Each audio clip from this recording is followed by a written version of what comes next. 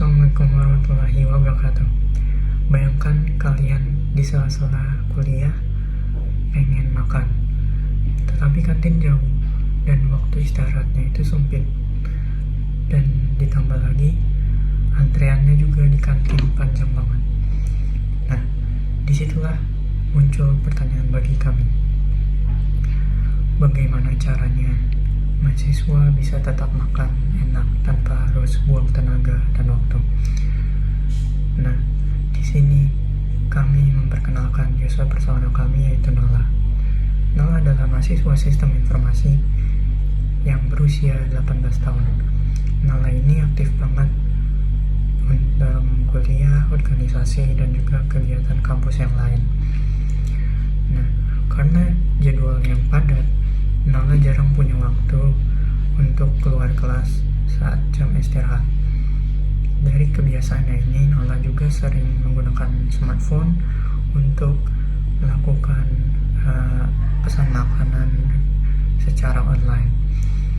Dia juga gak suka antri lama di kantin dan lebih memilih hal yang praktis dan cepat. Masalah utamanya, gedung sistem informasi gak punya kantin sendiri dan waktu istirahat yang singkat. Ditambah lagi antrean panjang di gedung lain bikin dia sering menunda makan besar. Tujuan Nala sederhana, dia ingin punya akses makanan cepat, dekat, dan terjangkau tanpa harus keluar jauh dari departemen. Berdasarkan personal tadi, kami merumuskan hipotesis masalah. Banyak mahasiswa seperti Nala yang lebih suka solusi praktis dan efisien untuk urusan makanan dan minum. Mereka sering berada di gedung saat istirahat tapi merasa terganggu fokus kuliah karena sulit mendapat makanan. Kami juga menemukan bahwa sebagian besar mahasiswa akan menggunakan layanan vending machine atau sistem pemesanan cepat. Halo, aku Haikal. Jadi di sini aku pengen menjelaskan ini bagian prediction grid, di mana yang pertama itu ada fact-nya gitu, terus kayak dia menjelasin Nala itu lebih suka dengan sesuatu yang praktis lah gitu. Terus yang kedua itu ada tidak ada kantin di gedung Sispor, sistem informasi, ya udah jelas lah gitu, nggak ada gitu kan.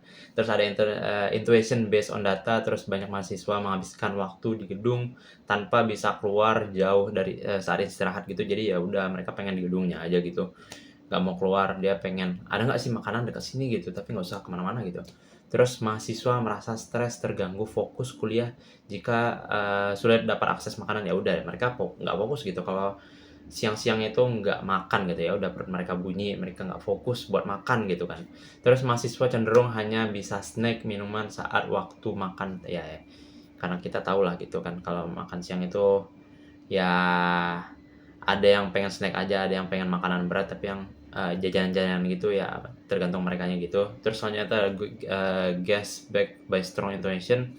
Terus mahasiswa bersedia membayar lebih untuk makanan cepat asalkan hemat waktu. Ya kayak kita mengeluarkan uang buat membeli waktu lah gitu istilahnya ya. Makanan yang cepat saji, makanan yang cepat, makanan yang bisa bikin kenyang, tapi kita nggak usah perlu jauh-jauh kemana-mana, kita nggak perlu spend time buat nunggunya gitu lama-lama lah gitu. Terus mahasiswa sering melewatkan makanan besar sehingga mengurangi konsentrasi belajarnya. Terus semua mahasiswa akan langsung menggunakan vending machine, layanan seperti yang cepat disediakan gitu. Terus selanjutnya itu di sini tuh ada identify dan validate risky prediction gitu, yang kayak gini lah gitu. Baik, di sini saya akan menjelaskan tentang sorting pains. Yang pertama ada pains, antrian panjang di kantin sehingga membuatnya hampir terlambat masuk kelas. Di sini saya taruh di sini karena dia termasuk tempatnya yang tinggi, tetapi untuk pelaksanaannya termasuk yang mudah. Jadi saya taruh atas. Kemudian yang pains yang kedua, waktu istirahat singkat tidak cukup untuk ke kantin tetangga. Ini saya termasuk yang impactnya tinggi, tetapi pelaksanaannya agak kurang bisa. Baik, terus kemudian pens yang ketiga, mahasiswa sering melewatkan makan besar sehingga mengganggu konsentrasi belajar. Ini saya taruh impactnya lebih ke kanan karena dia impactnya memang lebih tinggi, tetapi untuk pelaksanaannya dia lebih gampang karena tinggal membawa bekal bisa. Untuk pens yang keempat ya, ini tidak ada kantin di gedung sistem informasi. Dia saya taruh paling kanan untuk bagian impact karena bisa dibilang dia adalah akar dari permasalahan tiga ini, tetapi untuk pelaksanaannya atau penyelesaiannya itu bisa dibilang tergantung dari pimpinan. Baik, selanjutnya di sini dari narasumber kita Nala, milik yang kita personain, dia itu ingin mendapatkan akses makanan atau minuman yang cepat, praktis, terjangkau, dan dekat dengan gedung kuliah. Karena agar bisa menghemat waktu istirahat, tidak terlalu masuk kelas, tetap fokus pada kuliah atau organisasi dan sebagainya. Tetapi tidak masalahnya adalah tidak ada kantin di Departemen Sistem Informasi, waktu istirahat singkat tidak cukup untuk antri dan makan. How I measure success bisa mendapatkan makanan atau minuman dalam waktu yang singkat tanpa keluar departemen. Selain itu budget makan sesuai. At the moment I solve this by ini untuk nalanya ya, membeli snack atau minuman instan di minimarket terdekat serta mengorbankan waktu istirahat untuk antri di kantin gedung lain. My current happiness rendah karena sering membuang waktu untuk membeli makan siang, biaya lebih mahal dan kadang tidak memenuhi kebutuhan makanan besar. Implication of not making progress, mahasiswa sering lapar saat kuliah sehingga kurang fokus dan kesehatan bisa terganggu karena pola makan tidak teratur. This happen when saat sebelum dan sudah memasuki jam istirahat kuliah yaitu siang hari di gedung sistem informasi. Dari saya, terima kasih. Oke, lalu ada user Uni Canvas.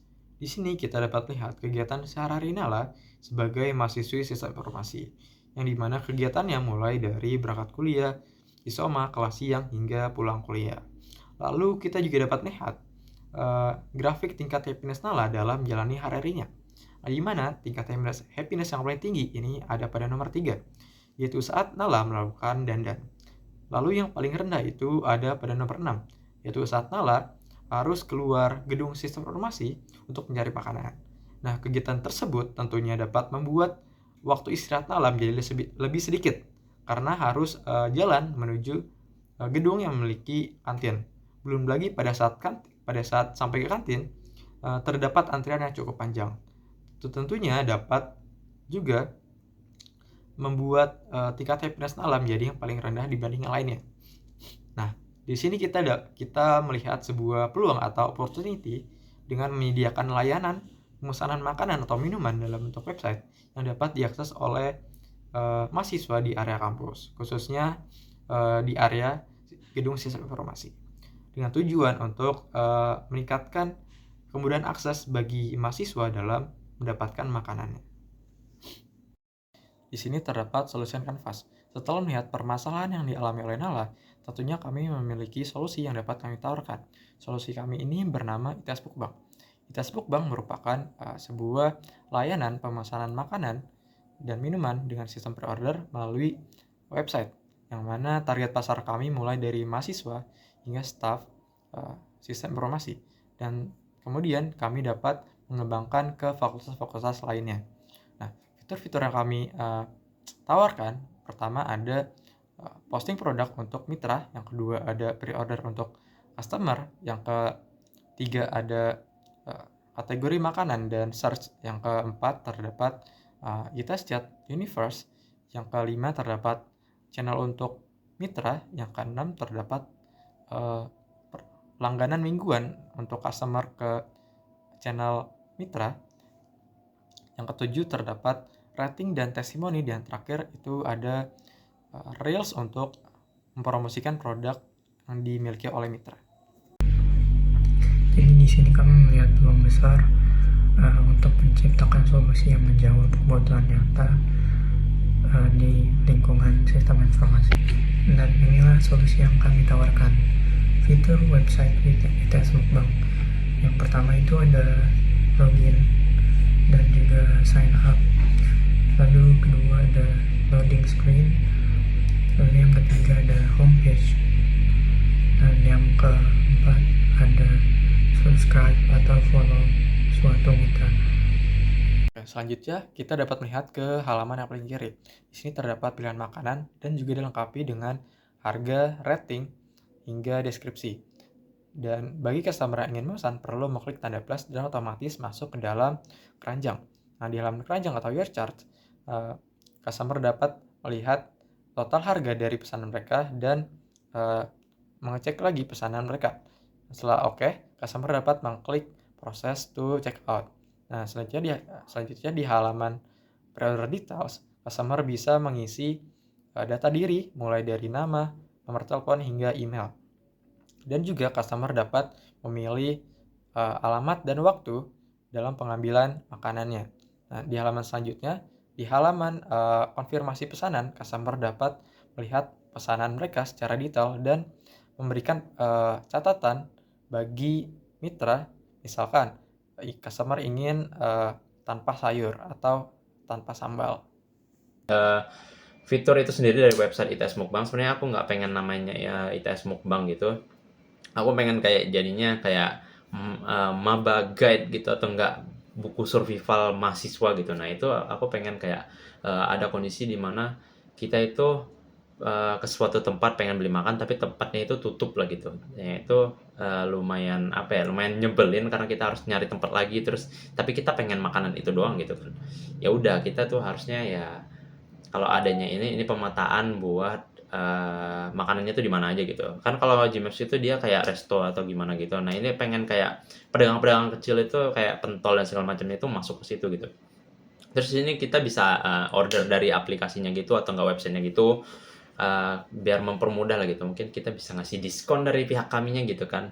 Bantuan ke itunya kayak publishernya lah gitu, istilahnya lah gitu. Dia dapat berapa kali posting terus dapat banyak like dan sebagainya gitu, terus dia dapat diskon gitu kan.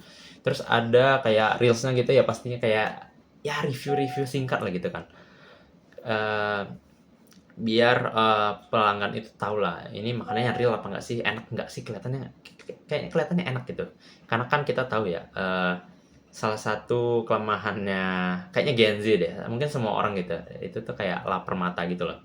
Jadi kayak lihat sesuatu yang enak, pengen deh gitu kan. Aku juga kadang gitu, lihat di TikTok lewat gitu kan. Ya udah pengen aja lah gitu kan. Terus selanjutnya itu kayak universe chat gitu lah. Kayak chat secara global gitu, tapi aku pengen ngebatasin kayak ada di Discord itu salah satu inspirasi aku, dimana itu tuh dia kayak chat global gitu, kita bisa nentuin kayak jualan di mana gitu kan, ready apa enggak stoknya gitu kan. Terus tapi chatnya itu kita nge-spam sebagai pembeli, kita sebagai orang yang bisa ngechat di grup itu juga kayak dibatasi waktunya gitulah. Ya gitu aja sih.